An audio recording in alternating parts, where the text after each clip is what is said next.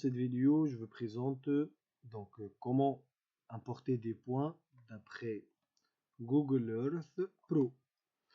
Alors, si vous voulez bien sûr importer des points de n'importe quel projet sur Google Earth, vous devez suivre ces étapes. Alors, tout d'abord, on va faire un check sur Outils Options que vous êtes dans le bon système de coordonnées. Après la vérification, on choisit bien sûr l'emplacement de notre projet. Par exemple, dans cet exemple, on va prendre la route C47, localisée en Tunis, plus précisément de la ville de La Aroussa. Il s'appelle La Aroussa, vous voyez. Donc, qui est dans la gouvernorat de Siliana. Ce projet est mon projet de fin d'études. Il comprend un ouvrage de franchissement ici, parce qu'on a un écoulement d'eau et on a une rivière, comme vous voyez, elle s'appelle Oued Lahmar. Et on a une route qui va traverser cette rivière. Alors, donc on localise notre projet. Dans cette vidéo, donc je vais importer les points de cette route. Alors, on fait un trajet par exemple comme ça. Donc route C47. On peut définir n'importe comment. Donc je vais dézoomer. Je vais choisir par exemple ici. Dans chaque clic, ce sont des points.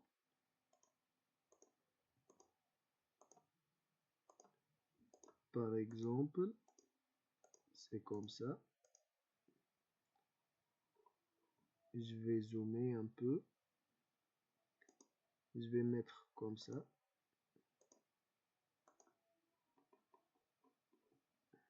Donc pour augmenter, c'est à peu près, donc c'est un exemplaire. Mais vous pouvez suivre ces étapes sur n'importe quel projet que vous voulez l'importer sur le logiciel. Par exemple de cette façon. Et je vais l'affecter maintenant.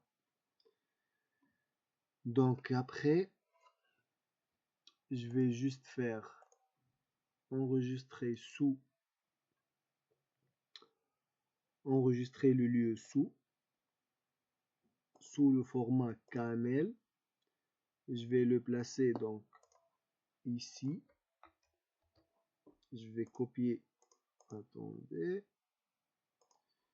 Je vais copier le lien ici. C'est ça KML. Je vais l'enregistrer. Et après, comme vous voyez ici, je vais passer maintenant sur Google et je vais taper GPS Visualizer. OK. Et je vais cliquer sur Convert GPS File to Plain Text. Je vais cliquer ici, cette fenêtre s'affiche. Alors, je vais importer le fichier. On revient, c'est bon, c'est ça. Et après, je vérifie quelques modifications. Donc, le data va être le nom, description, latitude, longitude. Et après, les coordonnées. Je vais juste vérifier cet élément. Je vais cliquer sur Best Elevation Source. Je vais cliquer sur plus. Je vais garder tous ces éléments. Et je vais juste, pour l'output UTM coordinate, je vais cliquer oui. Il va prendre les coordonnées UTM. Et je vais cliquer après convertir. Convert. On attend un peu. Et il va nous donner les points qui correspondent à notre route. Donc, comme vous voyez, c'est ça les coordonnées. Et après, donc on clique Download. On va ouvrir le fichier. C'est ça. Donc juste je vais ouvrir ce fichier d'après Excel pour garder, pour faire plus de visibilité. Ouvrir, attendez, ouvrir, parcourir, et je vais copier le lien. Ah, c'est dans le téléchargement. Je vais mettre tout, c'est ça, ouvrir, de cette façon, délimité par tabulation, c'est bon comme ça, terminé. C'est ça, donc je vais, comme vous connaissez, je vais éliminer ces éléments, puisque le logiciel ne détecte pas ces éléments, je vais supprimer ces éléments aussi, et c'est ça aussi. Donc je vais juste garder le X, Y et le Z. Ici, je vais le nommer 1, 2, et après, c'est bon comme ça. Et peut-être je vais mettre une mention de TN, comme ça. Pour garder le format standard du logiciel, c'est P, X, Y, Z et D. Je vais juste mettre comme ça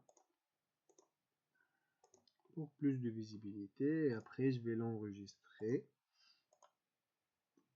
sous format, par exemple, CSV, séparateur CSV.